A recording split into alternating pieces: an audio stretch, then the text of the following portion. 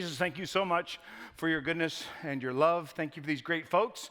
And Lord, I know we all come to this point in time from a variety of backgrounds and places and experiences. And so we all come in here with different thoughts and attitudes and motives and all that stuff. And so, Lord, my prayer is that even though we all come here with from a different background or history, that when we leave, we'll all have the same kind of alignment. And that is, we'll all just want to be a little bit more like you. Even if we don't believe in you, I mean, you were an amazing teacher and you taught people how to love. And so, Lord, we just invite you to touch the parts of us that you would desire to make us more like you. And when we leave, I just pray we'd have crystal clarity on that. In your name, amen. So our church has a very kind of simple mission, vision, whatever you want to call. And in fact, it's so simple, we've actually drawn it on the napkins before. And so this was kind of our napkin version of our statement as far as what makes this whole thing and what we're trying to do. And so let me explain what this is. As a church, we want to reach spiritually hungry people. And the reason is, even if you don't believe, you and I actually have something in common. And that is we're both spiritually hungry. And we're trying to fill that spiritual void with something. And we're trying to figure out what that is. So we want to reach spiritually hungry people and see two things happen. We want to see them have a personal relationship with Jesus and then an active role in Christian community. Let me talk about this one. I was in Cincinnati, Ohio this week, and I was on a little golf outing, and we were playing, and we had caddies, and this particular caddy started talking to me, and I said, so what's your background? And he said, he didn't know what I do for a living, still doesn't, but he said, he said he was raised Catholic, and I said, oh, how do you feel about that? And he said, well, the Catholic Church was awesome because it provides some morals and all this kinds of stuff, and it's taken a lot of hits lately, and he felt a little bit embarrassed by that. And I said, well, that's awesome. I said, so what do you do now? He said, well, I'm kind of disengaged with it now. And I said, wow. I said, I have a personal relationship with Jesus.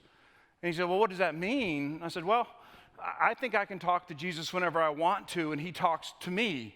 He interpromptings and speaks to my mind and my thoughts, and he was blown away by that. And I said, you can also have that personal relationship with Jesus if you ever want it. And he said, well, if that exists, I would love to have that. Well, a personal relationship with Jesus is just what we're trying to communicate across the board to everybody. Everybody has access to that. And the second part is this: healthy Christian community. Now, our conviction is if spiritually hungry people will be engaged in these two things, then you will experience spiritual transformation. That's kind of what this whole thing is. Now, the most challenging part for me of this whole dynamic isn't this part. The most challenging part for me isn't a personal relationship with Jesus. Jesus does something for me, I get that. The most challenging part is this. The most challenging part is being associated with other Christians and hanging out with other Christian people and healthy Christian community. And I think it's because this, my default as a person isn't to run toward people. It's actually to run away from people. Now, if you're a true extrovert, you wonder whether I'm saved right now. and I get that, but I would rather be alone most of the time than be with people. And so when I'm hurting or I'm confused or angry or grieving or whatever, I tend to kind of want to withdraw from people, not run to them. But here's what I've learned in my lifetime, and it's this: I don't thrive in long-term isolation. As a general rule, if I spend most of my time alone, I'm not healthy. My mind and emotions go to places that are bad. My sense of worth and purpose kind of get jacked up. And so I know I need people to follow Jesus with. That's one piece. But here's the other piece that's rocking my world these days. And I don't have this all together. I'm just telling you, this is messing me up right now. And so if it's messing me up, I want you to be messed up with me. I want us to kind of be messed up together. And so that's what we're gonna talk about. But my greater motivation for why that second part of our vision statement is so important is because of one of the most radical, challenging, almost sounding non-Christian ideas that Jesus taught. And I'll tell you what I mean. This is from Mark 3. One day Jesus is teaching, and there's a whole crowd around him, and his mom and brothers show up. And so somebody goes up and whispers in Jesus' ear, your mom and brothers are outside. And Jesus says this: who are my mom and brothers? Then he looked at those seated in a circle and said, here are my mother and my brothers. Whoever does God's will is my brother and sister and mother. I think this may be one of the most controversial statements and controversial things Jesus ever did. And it doesn't end there. Luke actually takes it up a notch in a different context. This is what Luke said, quoting Jesus, "If anyone comes to me and does not hate his father and mother, wife and children, his brothers and sisters, yes, even his own life, he cannot be my disciple." Which, of course, raises this question: did Jesus just tell us to hate our mama? Because I think that's kind of out of bounds. I don't think we ought to be allowed to do that. And some of us, at certain stages of our life, that's easy. But, now we're like, man, that's not really what I'm thinking about. But, we're not going to kind of hate on our family. And I don't think that's what, that's not polite. And I'm not sure that's what Jesus is asking. Here's what he's doing. Jesus is actually raising the bar of what it means if you say you follow him. He's pushing on our natural priorities, the natural order of things for us. For Jesus, the people he talked about the things of God with, the people he engaged with and put into practice following what God meant, the people he had spiritual conversations, these were his family. And so what he's trying to do is reestablish some priorities for those of us who claim to follow him. Jesus calls his followers brothers and sisters, and that term is used 342 times in the New Testament. And so last week, we summarized all of that with these two statements. We learn, that's truth, in rows, just like we're doing now. This is what we do. We come on Sundays or whatever chapel, and we learn in a row like this, but we actually grow or train in circles. We learn in rows, but we grow, train in circles. And according to Jesus, we all need a community of grace-filled people who will love us deeper into Jesus.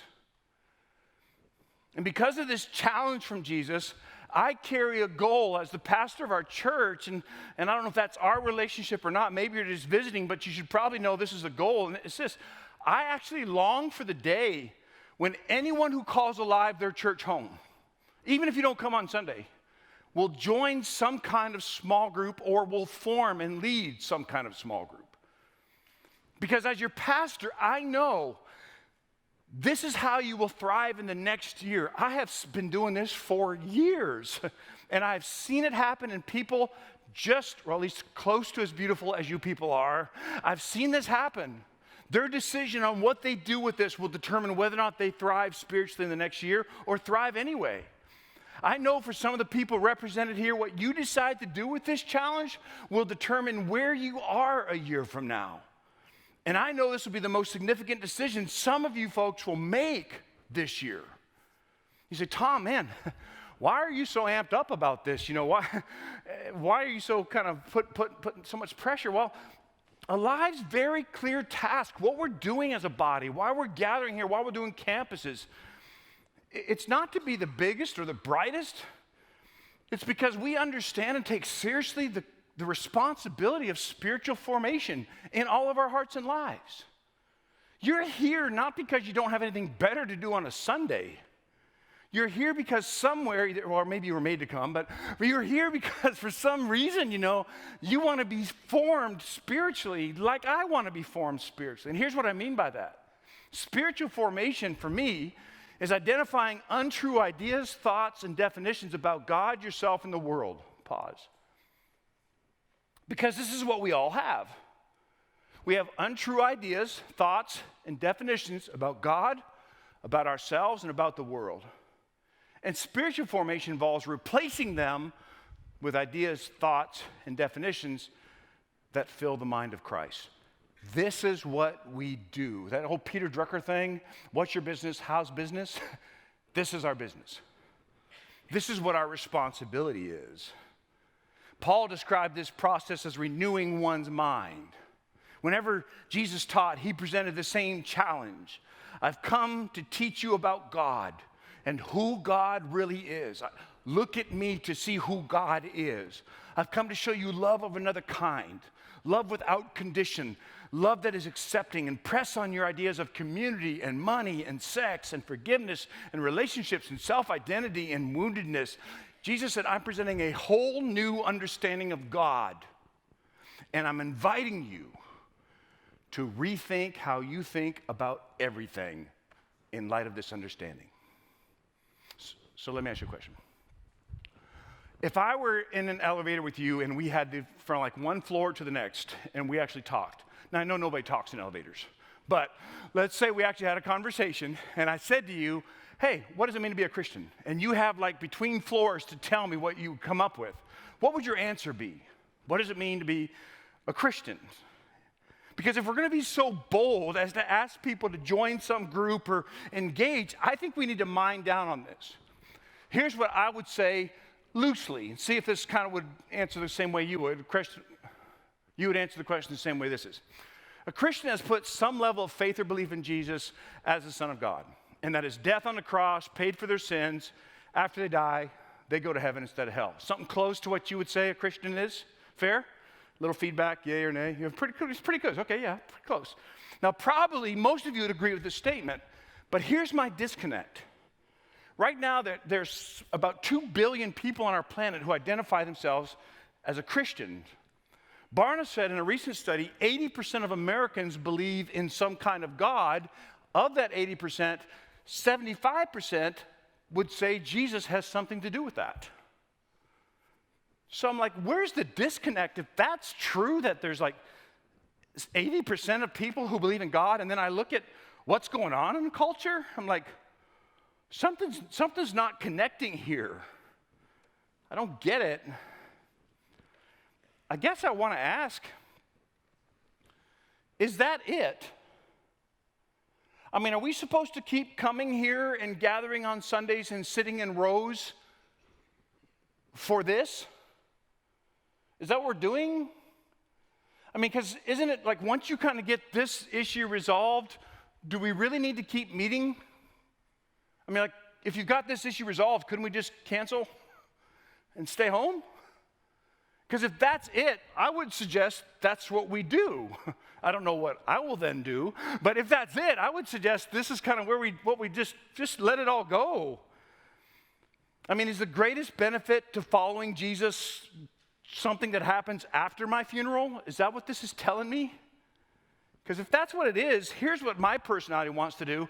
I'm going to live the way I want to and take a risk. I'm going to have 15 seconds before I die to ask Jesus to forgive everything I ever did. And then hopefully when I get on the other side, I get to ride a cloud and play with a harp. I don't really know, but that's kind of what I'm thinking. Here's where I am. I got a great life. I do, but I need help today. I'm thankful for whatever's next, but I have no clue what's next. I don't know anything about what a heaven is or hell or eternity, or I don't even know what death is, and to be honest, I'm not looking forward to any of it. But I do need help right now, today, with things, just life. And so I've been wondering, have you a bumper sticker that I absolutely despise? And if you have this on your car, we can still be friends, and it might be Grumpy Preacher Day. I don't know. But this is a license plate because they're official. But Christians aren't perfect, just forgiven. You seen that before? Yeah, I got one on my car. Okay, again, we can be friends. That's fine. But here's what I think. It's like, I get the idea. Christians do not do everything perfectly. Obviously, look at how I dress. So we all know that. I embrace the idea. But is the core part of our identity that we're never going to be good enough for anything? Is that really what we are? So it's like this ultimate card we play. Oh, screwed up. I'm not perfect, but I am forgiven. La-di-da. Nobody likes you. I mean, is following Jesus just a great get-out-of-jail-free card? Is that what this is?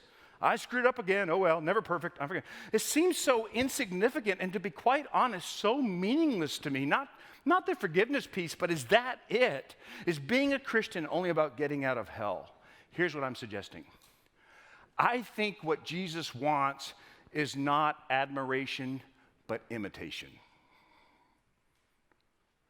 You see, I can admire you from a distance. I may never even know you.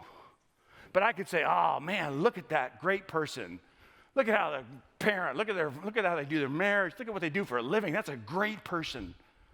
I can admire you from a distance, but I can't imitate you unless There's an intimacy between me and you. Admiration alone is just a weak thing. What did Jesus mean when he used the word Christian? Trick question. Jesus never used the word Christian. In fact, Christian only occurs 3 times in Scripture. It's in Acts chapter 11. It's the first time. There's some believers in Antioch. They were called Christians, and it was used to describe people who were associated with Jesus. Some people say it was actually used as a term that enemies of Jesus used, like go get the Christians, go hunt the Christian, those people associated with Jesus. So it's used in Acts twice, and then it's used in 1 Peter.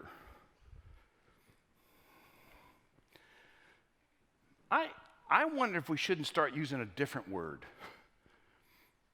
And it's a word that Jesus actually did use. If we're thinking about what the big deal is and whether we should commit a life to this, Jesus actually used the word disciple. You know what a disciple is? It's a student, a pupil, someone who follows. Whereas Christians only used 3 times in Scripture, disciples used over 300 times in Scripture. And this is a good picture of it. Well, I don't know if it's good. It's the only one I got. But this is kind of a picture of what a disciple is. A disciple is a student. And the way the disciple relates to God, relates to Jesus is, we sit at the rabbi's feet. And the rabbi teaches, and we write down everything he says and try to do it.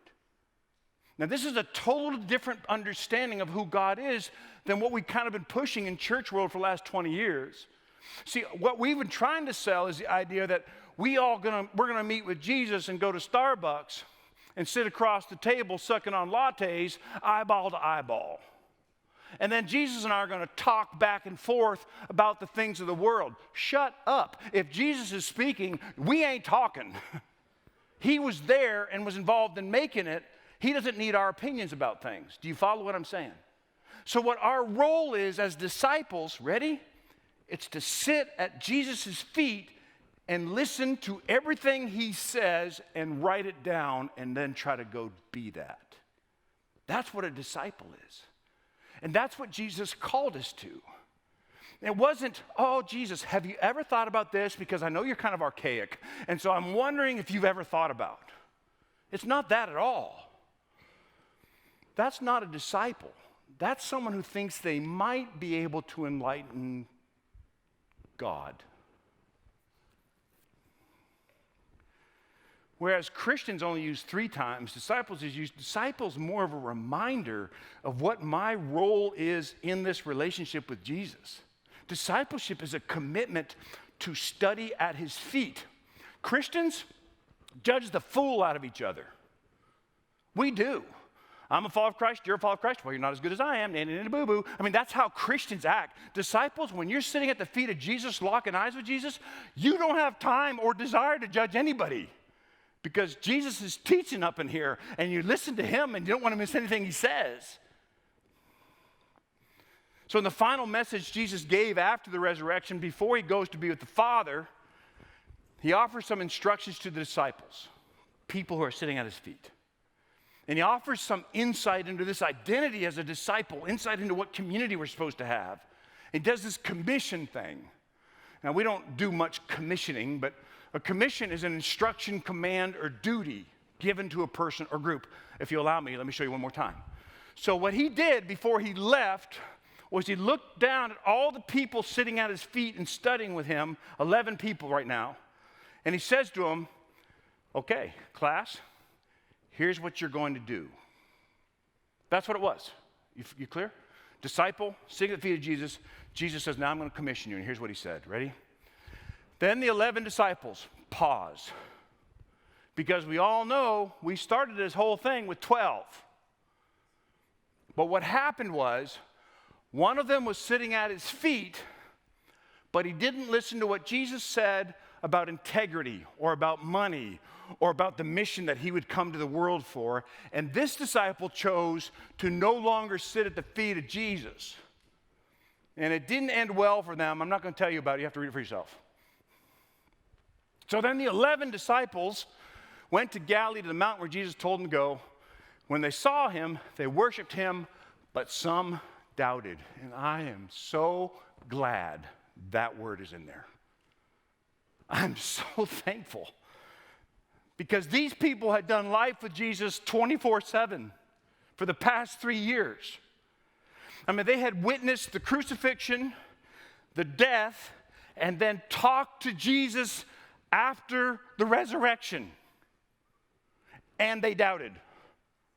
These people had eaten halibut that he had cooked on the lake shore, and they had eaten and talked to him and put their hands in his wounds, and still they doubted. Don't you feel better about yourself? Isn't it kind of comforting to know that? You mean even the people that lived with Jesus for 3 years, 24/7, still doubted? Yeah, according to Scripture, they did. So what did Jesus do? Put them on the bench? Oh, no, my friend with, no. He didn't. And look at this. They doubted and still worshiped. Isn't that kind of cool? You mean they had doubts and they're still, yeah, they still worshiped. And Jesus gave them, you have questions, you have doubts about God, whether or not you can trust him, welcome to reality. I wonder if we should change the bumper sticker. Instead of saying like Christians aren't perfect, we're just forgiven, we should say Christians aren't fully convinced, but we're faithful. Of course, that's longer, and I know like if you have a hybrid, you can't even get that on there. But like if you have a truck, you can have that, and then like the 10 Commandments, and then like the other things, have all that across your back. But this would be a better one, better bumper sticker idea, is that if you have doubts about God, that's okay.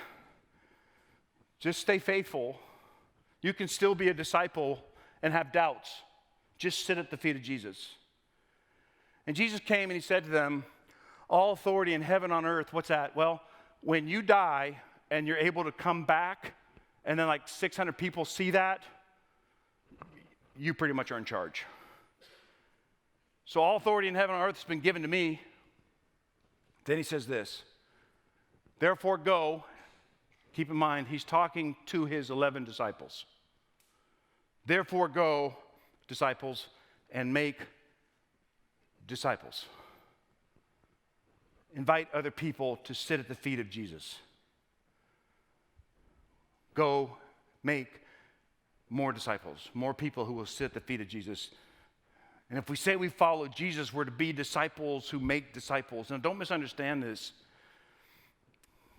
Jesus does all the saving and convincing. That's on him. What we're doing is, hey, why don't you come sit with me and let's stare at the face of my rabbi and listen to what he says. Oh, I don't care. I mean, I do, but just come sit and listen. We just want people to sit at his feet. Andy Stanley said that the most powerful form of evangelism is a community of Christians who love each other. And I'll bet there's a part of you that really hopes that that's actually out there. Hope there's actually a group of people that are willing to do that with you. Go and make disciples. And this is baptizing them in the name of the Father, Son, Holy Spirit, teaching them to obey everything I've commanded. See, once a person becomes a disciple, then they experience baptism. And we're going to do that in a couple weeks out here in the fountain. But baptism is this symbolic act. And by participating in baptism, we're saying I've been washed of my sin because of what Jesus did for me on the cross. And I've been given new life. And so now I want everybody to know I'm sitting at the feet of Jesus. I'm a disciple.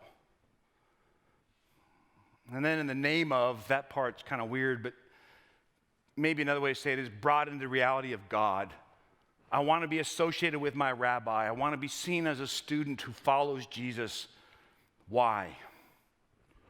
Because there's something more than fire insurance going on here.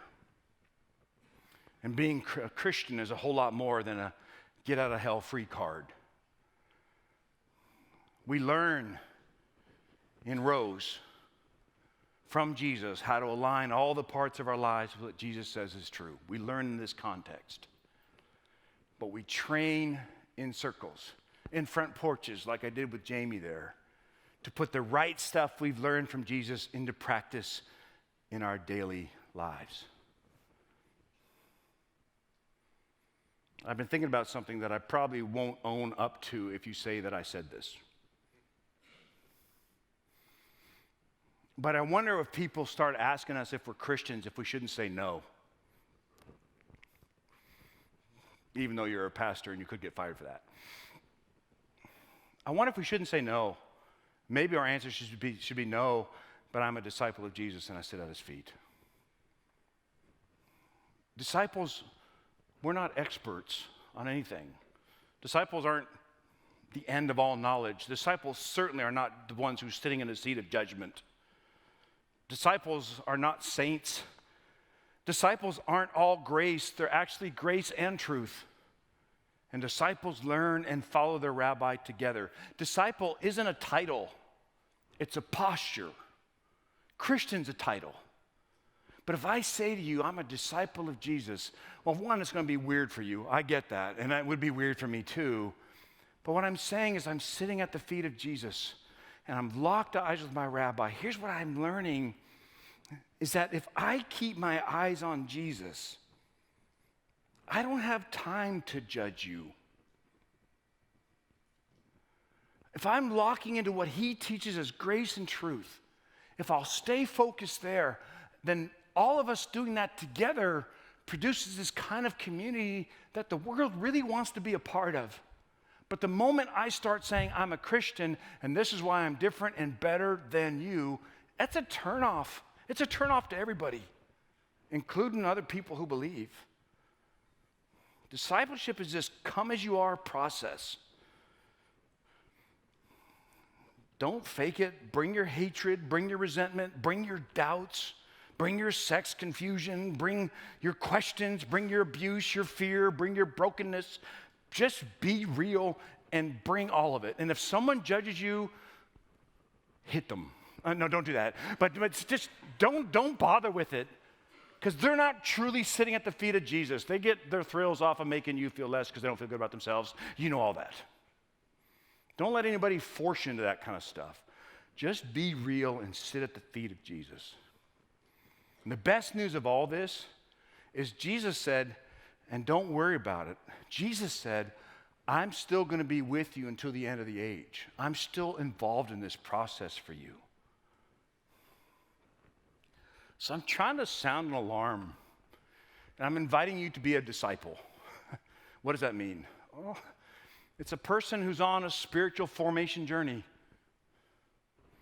training and learning to follow Jesus and what he says is true and best. That's what it means to be a disciple. And that's the core part of what it means for me to follow Jesus. And so, without any fanfare, those folks especially that call this your church home, this is my invitation to you. Get into a circle. Start training. Enough of this cotton candy Christianity. Let's train. Let's get in a circle and hold each other up and look into the face of our rabbi and figure out what to do with that. Some of you, man, it's time for you to get in a circle. It's time for you to lead a circle. You say, Tom, I don't like people. Okay, lead people that you do like. If you can't find any, then maybe some therapy and then maybe lead some people. I get it. I understand. But maybe some of you could host a circle and say, Tom, I have doubts. Duh. I mean that respectfully. But that's exactly what the disciples had. They had doubts. Just like me, just like you. Well, Tom, I don't have all the answers.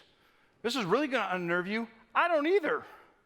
I have no idea. And there's if you knew, well, anyway. So I get all that. But maybe it's time for you to just invite people in your neighborhood or your dorm room or on your team and say, hey, y'all want to get together and try to look in the face of Jesus. What does it look like? I don't know. It would be unique to you. So this is what it looks like in my life. Lisa and I are very busy. We've got a lot of things going on in our lives. And it's hard for us to find a small group, especially in our church, because they want you to teach every time you show up. And that's not what it's for. And so we have a couple in our church that we've been doing life with for a couple years now. And about every other Wednesday, we meet and go out to eat, usually late at night. And they're very flexible in their schedule, so we can call them at the drop of the hat and say, hey, we're free tonight. Can y'all go out to eat? Yep. And so the four of us go out to a restaurant and we eat. Who wants to join my group? There's a little bit more. And so we eat and we share. And so like we order our meal. We pray for our meal because we're in the South, and that's what Christians should do. And we don't have our phones there because we are saved. But we're at this meal, and we just talk. We talk about what we're learning. We're talking about our lives and what's difficult at work, what's difficult with the kids. And we talk about God. There's no like, I'm not giving 3 points. There's no like singing kumbaya and lighting incense. And if you do that, that's weird, especially if you're in public. You shouldn't do that. There's no swaying. When we're praying, we don't turn around and get on our knees in the restaurant. I mean, it's none of that. It's like normal people doing normal stuff. And we talk. And we talk about what's going on in each other's lives, and we talk about Jesus. So listen, if I've convinced you, or if God has convinced you that this is something valuable, and you think maybe I do have a couple of friends, and you don't want to do it that way, well, do it a different way. Is there a book? We can give you a book, but that's really not the most important part. The most important part is you get and start doing life with someone and sit at the feet of Jesus. And if someone's a jerk, vote them out of the group. No, I don't know. I mean, you got to deal with it. That's part of what we all have to deal with. So this summer in my break, Justine came and said, hey, I got this idea, that we could do this video series. And so when I was not speaking, we did a video, and I shot these 6 different videos. And I've been out of town, so I'm not even sure I'm supposed to share this. And so if not, Justine's going to be upset with me. But we did these 6 sessions, and we're doing it Seek His Face. And the basic idea is I basically on the camera share with you a process that I've been working through, what it means to grow spiritually. And it's not refined. It's just kind of a spiritual roadmap to how I know whether or not I'm actually moving somewhere. And she broke it down into these 6 different sessions. They're like 8, 9, 10 minutes apiece. And so the idea she has is we're going to put those videos online. You get access to that video. You can sit there and watch that video with your friends, and then she'll give you these questions, and you can talk about them if you want to. Or you can talk about something else. And that's what it is. And so if you really want to do that, we actually have a way for you to get involved. I think you can know that this is kind of how your next step would be if you're hearing this conversation and you're thinking, I might give this a whirl. Well, here's what I would recommend. First, get yourself a couple friends. What if they go to our church? Great. What if they go to another church? Greater. That's great. The purpose isn't trying to grow one body, it's trying to grow the body.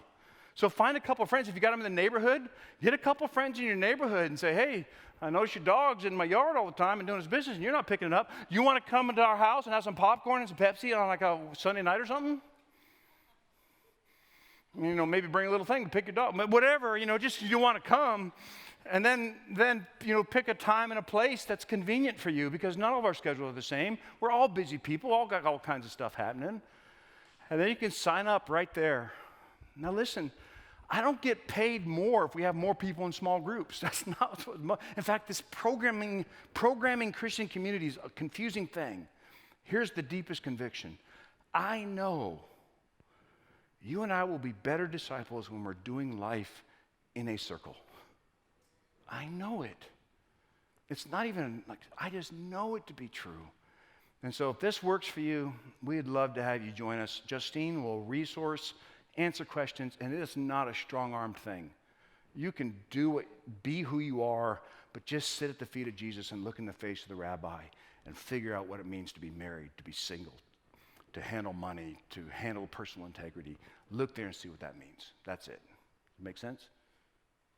Jesus, thank you so much for these good folks, and high honor being able to share with them today kind of what we've been thinking about. And Lord, my prayer all the time on this is more people would feel the need, understand the importance of being a part of this, whether we're on a team, whether we live in a neighborhood, sweet mates, whether we can't find any friends at all, we just want to be part. And so, Lord, I pray by the power of who you are that you would speak to our hearts, and that when we leave this place and they're driving down the hill and maybe they're sitting around lunch and you're thinking, well, do we want to do anything with what was just said?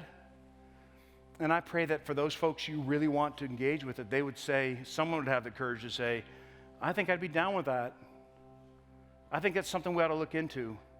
And folks that are kind of concerned about stepping out and taking that first invitation Maybe they're just going to join a group. Some of these folks, Lord, that are listening, they're so well known and well loved. All they'd have to do is say, hey, we're cooking out and going to sit at the feet of Jesus. Who wants to come?